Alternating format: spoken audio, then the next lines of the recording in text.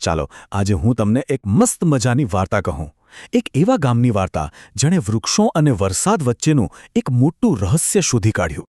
તો ચાલો આપણે જઈએ સંતોષપુર ગામમાં. આ ગામનું નામ જ સંતોષપુર હતું કારણ કે એક સમયે ત્યાં બધે જ ખુશી અને હરિયાળી હતી. ખરેખર ખૂબ જ સુંદર ગામ હતું એ. અરે વાહ! સંતોષપુર એટલે કેવું ગામ ખબર છે? ચારે બાજુ લીલીછમ ચાદર પાથરી હોય ને એવું લાગે.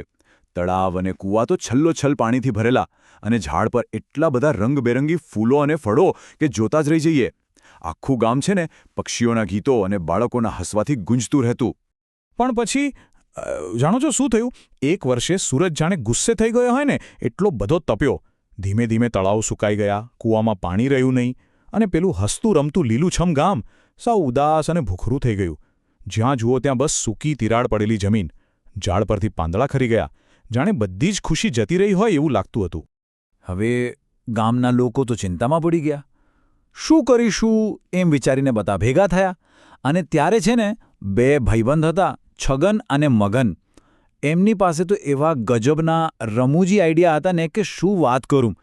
એટલે છગન તો ઊભો થઈને એકદમ જોશમાં બોલ્યો, ભાઈઓ, મારી પાસે એક સુપર આઈડિયા છે. આપણે છે ને બાજુના ગામમાંથી હેલિકોપ્ટરમાં પાણી ભરીને લાવીએ અને પછી આખા ગામ પર વરસાદની જેમ છાંટી દઈએ. વિચારો તો ખરા, હેલિકોપ્ટરમાંથી વરસાદ, કેવો મજાનો આઈડિયા. આ સાંભળીને તો આખું ગામ ખડખડાટ હસવા લાગ્યું. બધા એકબીજાને કે, હેલિકોપ્ટર? અરે છગનભાઈ, શું વાત કરો છો? બધાને એટલું હસવું આવ્યું કે પેટ દુખવા લાગ્યું. જોકે બધાને ખબર હતી કે આ તો ખાલી મજાક છે, આનાથી કંઈ પાણી તો ના જ આવે. ત્યાં તો મગન બોલ્યો, અરે ઊભા રહો, મારો આઈડિયા તો એનાથી પણ જોરદાર છે.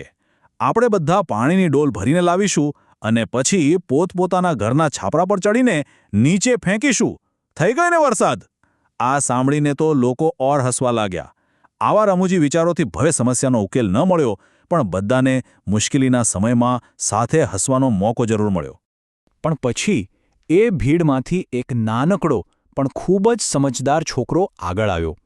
એનું નામ હતું આનંદ, અને એણે જે વાત કરીને એ જરાય રમૂજી નહોતી, પણ ખરેખર બહુ જ કામની હતી. આનંદે બસ એક નાનો સવાલ પૂછ્યો. એણે પૂછ્યું, એક મિનિટ, આપણે તો વિચાર્યું જ નહીં કે આપણા ગામમાં વરસાદ આવતો બંધ જ કેમ થઈ ગયો? બસ આટલો સવાલ સાંભળીને આખી સભામાં એકદમ શાંતિ છવાઈ ગઈ. કોઈએ આવું વિચાર્યું જ નહોતું. બધા જ આનંદ સામે જોવા લાગ્યા. અને પછી આનંદે જવાબ આપ્યો. એણે કહ્યું, કારણ કે આપણા ગામમાં હવે પહેલાં જેટલા વૃક્ષો નથી રહ્યા. વૃક્ષો તો વરસાદના મિત્રો છે. એ જ તો વરસાદને બોલાવે છે, એને આમંત્રણ આપે છે. કેટલી સરળ અને સાચી વાત, નહીં? આખી સમસ્યાનું મૂળ તો અહીંયા હતું. હવે સવાલ એ થાય કે વૃક્ષો આવું કેવી રીતે કરે છે? તો જુઓ, વૃક્ષોના જે મૂળ હોય છે ને, એ જમીનની અંદર નાની નાની પાઇપ જેવું કામ કરે છે. એ પાણીને પકડી રાખે છે, એટલે જમીન ભીની અને સારી રહે છે. એમ સમજો કે વૃક્ષો જમીન માટે એક મોટા સ્પોન્જ જેવા છે, જે પાણીને શોષી લે છે, અને એટલે જ બીજા પક્ષીઓ અને જીવજંતુઓને પણ રહેવા માટે ઘર મળી રહે છે. બસ આનંદની વાત બધાના દિલમાં ઉતરી ગઈ. બધાને થયું કે આ જ સાચો રસ્તો છે. અને પછી શું? આખું ગામ જાણે એક ટીમ બની ગયું અને તરત જ કામે લાગી ગયું. અરે શું દ્રશ્ય હતું! કોઈ ખાડા ખોદતું હતું, તો કોઈ એમાં ખાતર નાખતું હતું, વડીલો છોડવા લાવ્યા, અને નાના નાના બાળકો તો એટલા ઉત્સાહથી એમને પાણી પીવડાવી રહ્યા હતા ને, જાણે કોઈ તહેવાર હોય એવું લાગતું હતું. આખું ગામ એક મોટા પરિવારની જેમ સાથે મળીને કામ કરી રહ્યું હતું. અને પછી થોડા જ દિવસોમાં એક ચમત્કાર થયો. આનંદ અને એના મિત્રો રમતા હતા, ત્યાં એમણે બૂમ પાડી, જુઓ જુઓ! માટીમાંથી નાના નાના લીલા લીલા અંકુર ફૂટ્યા હતા. આહાહા! આ જોઈને તો બધાની ખુશીનો પાર ન રહ્યો. જાણે એમની બધી મહેનત રંગ લાવી. હવે ગામના લોકો દરરોજ એ નાના છોડની ખૂબ જ સંભાળ લેતા. એમને પાણી પીવડાવતા, એમની આસપાસ સાફ સફાઈ રાખતા, અને પછી ધીમે ધીમે વર્ષો પસાર થતા ગયા, અને ગામમાં એક જાદુઈ બદલાવ આવ્યો. જરા જુઓ તો ખરા, પેલું સૂકું ભૂખરું ગામ કેવું દેખાતું હતું, અને હવે જુઓ, એ જગ્યા એકદમ લીલાછમ જંગલ જેવી બની ગઈ હતી. જ્યાં ધૂળ ઉડતી હતી, ત્યાં હવે લીલું ઘાસ હતું, અને મોટા મોટા વૃક્ષો ઠંડો ઠંડો પવન અને મીઠો છાંયડો આપતા હતા. શું જબરદસ્ત બદલાવ હતો! આ બધું એક દિવસમાં નથી થયું હો. એમાં ધીરજની જરૂર હતી. જો પહેલા વર્ષે તો ખાલી નાના નાના અંકુર ફૂટ્યા. 3 વર્ષ થયા ને ત્યારે તો એ છોડ મોટા થઈને એક નાનકડા જંગલ જેવા લાગવા માંડ્યા. અને ખબર છે, એમની સાથે સાથે પેલા સુંદર પક્ષીઓ અને પતંગિયા પણ પાછા આવી ગયા. અને 5 વર્ષ પછી તો પૂછો જ નહીં, આખું ગામ જાણે વરસાદ માટે તૈયાર એક હરિયાળું સ્વર્ગ બની ગયું હતું. અને પછી જેની બધા રાહ જોતા હતા એ ઘડી આવી ગઈ. આકાશમાં કાળા કાળા વાદળો ઘેરાયા અને ટપ ટપ વરસાદના ટીપા પડવા લાગ્યા. બસ આખું ગામ જાણે પાગલ થઈ ગયું. બધા ઘરની બહાર દોડી આવ્યા, નાચવા લાગ્યા, ગાવા લાગ્યા. આ અવરે વરસાદ, ઘેબરિયો પ્રસાદ ગાતા ગાતા બધા વરસાદમાં મન ભરીને ભીંજાયા.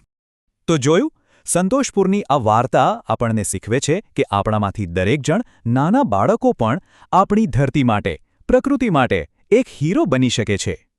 ચાલો 1 મિનિટ માટે આંખો બંધ કરીને વિચારીએ, આપણું સૌથી મનપસંદ ઝાડ કયું છે?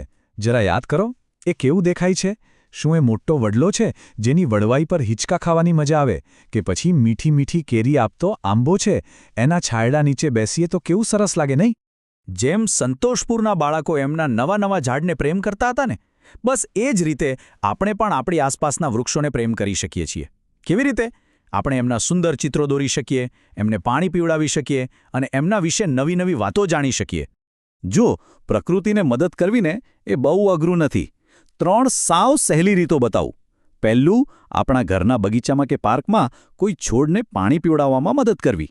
બીજું, પેલા નાના નાના જીવજંતુઓને પતંગિયા હોય ને, એમને હેરાન ન કરવા, એમની સાથે પ્રેમથી રહેવું. અને ત્રીજું, જમીન પર પડેલા સૂકા પાંદડા અને ડાળીઓમાંથી કંઈક મસ્ત મજાનું આર્ટ બનાવવું. છે ને સહેલું? આપણા આવા નાના નાના કામ પણ બહુ મોટો ફરક લાવી શકે છે. અને હા, એક વાત હંમેશા યાદ રાખજો, આ વાર્તામાંથી આપણે જે સૌથી મોટી વાત શીખ્યા એ છે કે જ્યારે આપણે બધા સાથે મળીને કામ કરીએ છીએ ને, ત્યારે નાના નાના હાથ પણ મોટા મોટા જંગલ ઉગાડી શકે છે. એકતામાં બહુ મોટી તાકાત છે.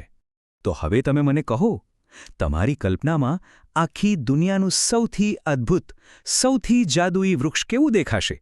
જરા વિચારજો. અને ચાલો આપણે બધા પણ સંતોષપુરના લોકોની જેમ આપણી ધરતીને ફરીથી લીલીછમ અને સુંદર બનાવીએ.